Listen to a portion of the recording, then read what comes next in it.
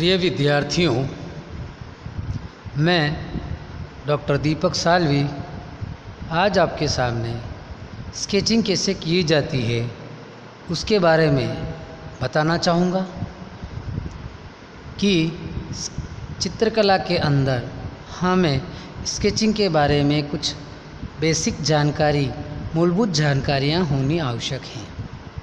विद्यार्थियों, चित्रकला के अंतर्गत पेंसिल का बहुत बड़ा महत्व है। चूँकि एक पेपर हमारा यह है स्केचिंग आउटडोर स्टडी से रिलेटेड ये पेपर है, थर्ड पेपर है, तो इसके लिए हमें अध्ययन करना नितांत आवश्यक है। सबसे महत्वपूर्ण बात जो मैं बताना चाहूँगा वो यह है कि हमें ड्राइंग, चूँकि हम चित्रकला के विद्यार्थी हैं तो हमें चित्रकला विषय में चित्रकला का हमें नियमित अध्ययन करना चाहिए से मतलब जब हम क्लास में हों तब, जब भी हम फ्री बैठे हों तब, घर पे हों तब, तो हमें नियमित अभ्यास करने से हमारे हाथ का जो मूवमेंट है वो मूवमेंट तीव्र से तीव्र और अच्छी लयदार रेखाओं का हम निर्माण कर सकेंगे, रैपिड स्केच बना सकेंगे। यह मैं आप विद्यार्थियों से कहना चाहूँगा। तो विद्यार्थियों, पिछले वर्षों की भांति इस वर्ष भी हमें चित्रकला में स्केचिंग आउटडोर स्टडी का पेपर स्टडी करना है, जिसके अंतर्गत हमें मोस्टली 6B और 8B पेंसिल्स का प्रयोग करना ज़्यादा अच्छा रहेगा। अलग अलग टीचर या अलग अलग कह सकते हैं कि जो इंस्ट्रक्टर होते हैं, जो सिखाने वाले होते हैं, उनके अलग अलग व्यूज़ के हिसाब से वो पेंसिल्स का प्रयोग करते हैं। लेकिन मेरे हिसाब से 4B और 6B और 8B ये पेंसिलों का हमें उपयोग में लेना चाहिए स्केचिंग में। तो सबसे पहले हमें 6B 8B पेंसिल लेनी है, रबर लेना है, ड्राइंग पिन लेना है, ड्राइंग शीट का मतलब ड्राइंग पेपर, स्केचिंग पेपर जिसे कहते हैं, वो हमें लेना है। तो विद्यार्थियों, पिछले वर्ष भी आपने ये काम किए थे, पिछले वर्ष भी आपने इस प्रकार से स्केचिंग बनाए थे, अपना सबमिशन दिया था। तो इस वर्ष भी हमें स्केचेस बनाने हैं, कम से कम 100 तो बनाने ही हैं। तो हमें इस बार भी इस चीज़ का विशेष ध्यान रखना चाहिए कि हमें स्केचिंग में क्या क्या बनाने हैं। स्केचिंग की विषय वस्तु, जैसे कि आपको मैंने पहले की क्लासों में भी बताया था कि स्केचिंग की चित्र का पहले का विषय वस्तु हमारा प्राकृतिकता के साथ में पेड़ पौधे, जंगली जानवर या साधारण जानवर, कुत्ते, इस प्रकार के चित्र बनाने हैं, स्त्री पुरुष। इसके अलावा हमारे घर में मौजूद सदस्यों, जब भी जो भी फ्री हो उन सदस्यों के साथ में हमें उन सदस्यों को बिठाकर हमें स्केचिंग बनाना है। हमें हमारे घर के अगर यदि कोई मिलता नहीं है तो निर्जीव वस्तुएं जो होती हैं, जैसे किचन के सामानों में कप, प्लेट, थाली, कटोरी, गिलास, जग, इस प्रकार के सामानों का प्रयोग हमें हमारे स्केचिंग में करना चाहिए। करते भी हैं स्टूडेंट। तो उससे क्या है, हमें जब भी समय मिले हम उनको ड्रॉ कर सकते हैं। और चूँकि निर्जीव वस्तुओं के ऊपर फोकस इसलिए किया जाता है कि निर्जीव वस्तुएं अपने मूल स्थान से स्वतः ही नहीं हटती है, उन्हें कोई ना कोई कारण हटाता है। तो और जैसे ही समय मिले आपको करना है। तो प्रिय विद्यार्थियों, इस संदर्भ में मैं आपको स्केचिंग के बारे में कुछ बताना चाहूँगा ड्रॉ करने के हिसाब से। जैसा कि आप देख रहे हैं कि चित्रकला में पिछली क्लास में भी बताया था कि आपको हाथों के मूवमेंट को आपको खोलना है, हाथों के मूवमेंट को चलाना है। इस प्रकार से हम स्केचिंग कर सकते हैं। जैसे कि प्रिय विद्यार्थियों, देखा है कि हाथों के मूवमेंट खोलते कैसे हैं, तो हाथों के मूवमेंट में जैसे बेसिक एलिमेंट्स हमारी रेखा हो गई, रेखाओं के सीधे भाग को, रेखाओं का सीधा से सीधा भाग लेना की कोशिश करें कि हाथों के सीधे भाग से इस प्रकार से रेखाओं को तारतम्य बनाते हुए इस प्रकार से हमें रेखाओं का अध्ययन करना है। बहुत सारी रेखाएं आड़ी तिरछी, जैसा कि प्रथम वर्ष में पढ़ा है हमने, उसी प्रकार से ये रेखाएं आड़ी तिरछी। चूँकि ये वीडियो एक ई लेक्चर है, इसमें संसाधन का मतलब कह सकते हैं कि थोड़ा सा हैंडलिंग करने में दिक्कत इसलिए आता है कि जैसा कि अभी रिकॉर्ड हो रहा है तो मोबाइल तो बिल्कुल फ्रंट पे है और थोड़ा सा दिक्कत है, लेकिन आप अपने हाथों को मूवमेंट को विभिन्न प्रकार की रेखाओं से अपने हाथों के मूवमेंट को खोल सकते हैं। ये आपके लिए बिल्कुल इजी गोइंग खोल सकते हैं। आप इसको मेरा वीडियो देखते हुए वापस प्रयास कर सकते हैं। आड़ी तिरछी रेखाएं, लहरदार रेखाएं भी कर सकते हैं, जैसे कि ये लहरदार रेखाएं।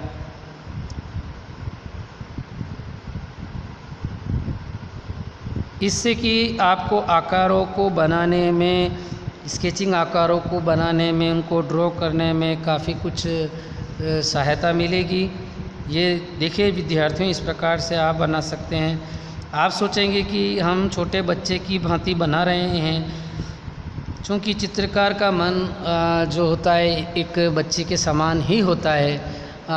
उनके मन के भाव जो होते हैं वो तत्क्षण जैसे ही उनको समय मिलता है वो भाव चित्रकला के माध्यम से या कला के विभिन्न उपादानों के माध्यम से वो उसको ड्रॉ करते हैं। और ये जैसे देखा होगा छोटे बच्चे चलाते हैं, वैसे ही अपनों को चलाना है, क्योंकि अपने की हाथ की कोहनी जो है, ये जो पोर्शन आप देख रहे हैं, इसको मूवमेंट लाना है, मूवमेंट में करना बहुत ज़रूरी है।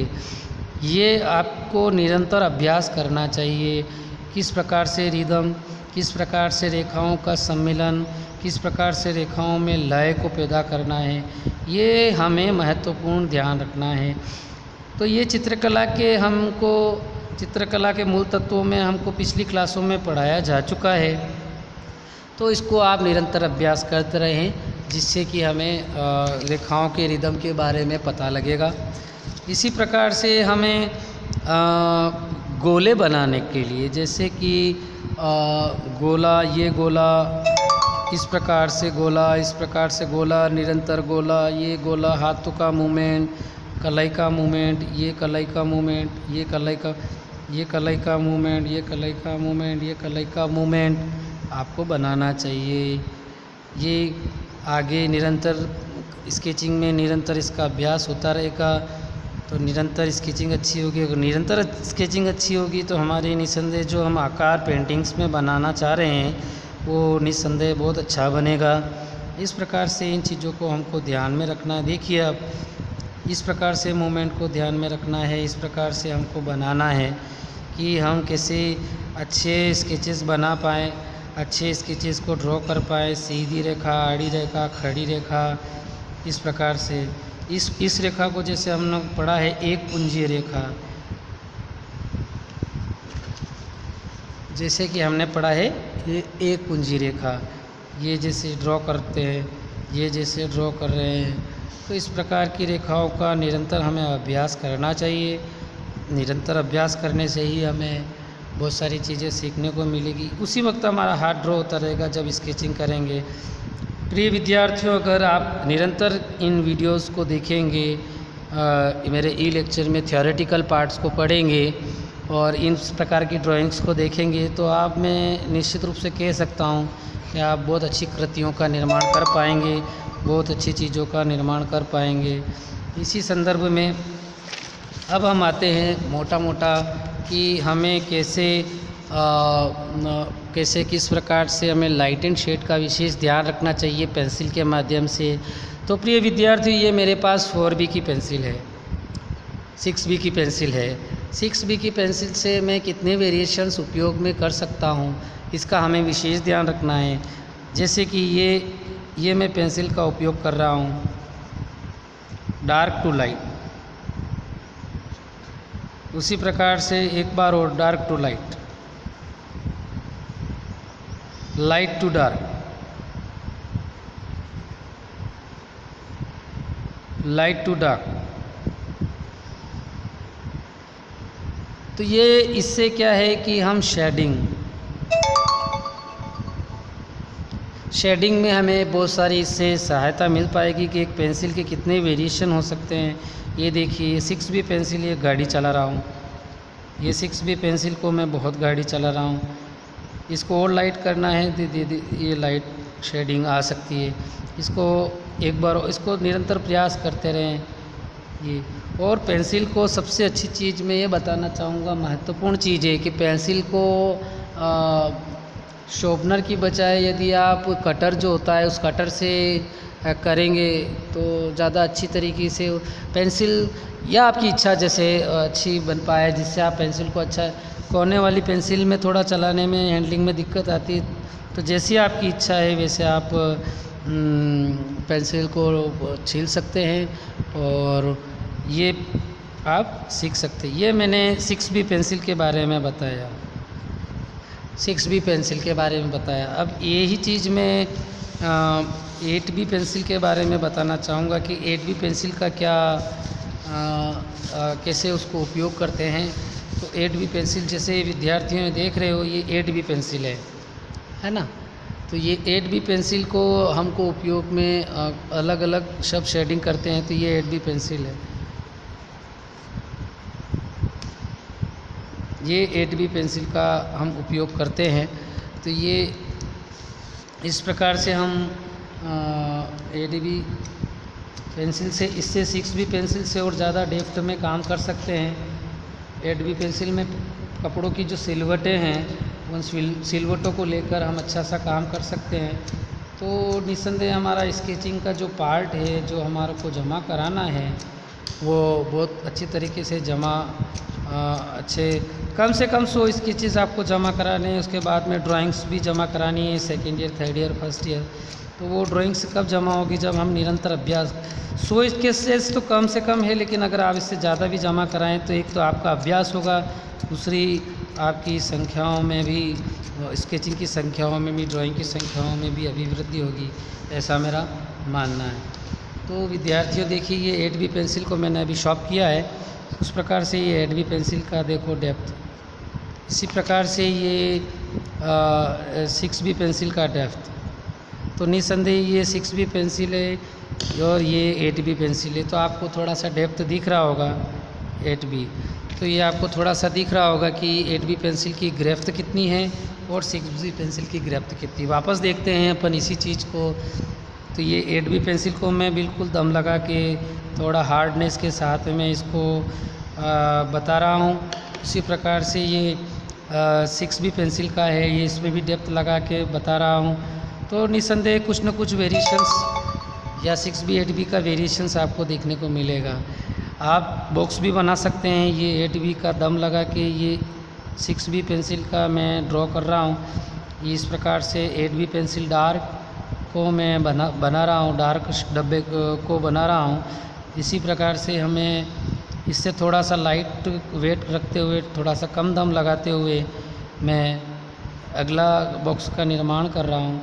ये थोड़ा सा कम प्रेशर के साथ में इस पेंसिल को चलाया है मैंने। ये कम प्रेशर के साथ में, थोड़ा सा कम प्रेशर के बारे में चलाया है। फिर तीसरा देख रहे हैं हम,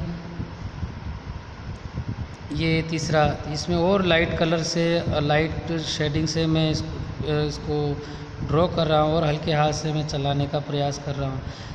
तो फिर प्रिय विद्यार्थियों, पेंसिल एक ही है, लेकिन इसके वेरिएशंस के, ये फर्स्ट पार्ट है, ये सेकंड पार्ट है, ये थर्ड पार्ट है, और भी कहीं पार्ट हो सकते हैं, 4, 5, 6। मतलब आप इस पेंसिल के डार्कनेस से में कहीं भी कितने भी वेरिएशन ला सकते हैं स्केचिंग में। तो प्रिय विद्यार्थियों, इस चीज़ का विशेष ध्यान रखें कि एक ही पेंसिल में कितने सारे शेडिंग होते हैं, कितनी सारी झान कह सकते हैं जिसको अपन कला की भाषा में, कि एक ही पेंसिल की कितनी सारी वरीयता कितनी सारी विशेषताएं होती है। तो आप प्रिय विद्यार्थी इन चीज़ का विशेष अपन ध्यान रखें। ऐसा मेरा मानना है कि निरंतर अगर आप इन ई लेक्चर के माध्यम से जुड़े रहेंगे तो अपन निश्चित रूप से एक अच्छे कलाकृतियों का निर्माण करेंगे और एक अच्छी भावाभिव्यक्ति के लिए हम समर्पण रहेंगे। तो प्रिय विद्यार्थियों, इस चीज़ का विशेष ध्यान रखिए और एक अगली क्लासों में भी आप अच्छा निरंतर अभ्यास करते रहें और सीखते रहें, समझते रहें। धन्यवाद।